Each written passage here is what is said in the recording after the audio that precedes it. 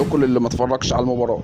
وتأهل منتخب فرنسا بعد الفوز على الأرجنتين في الشوطين الإضافيين، فيدخل كلا الفريقين منتخب مصر ومنتخب فرنسا ولا بديل عن الفوز، ومنتخب مصر يحلم إنه يوصل للنهائي الأول في تاريخه.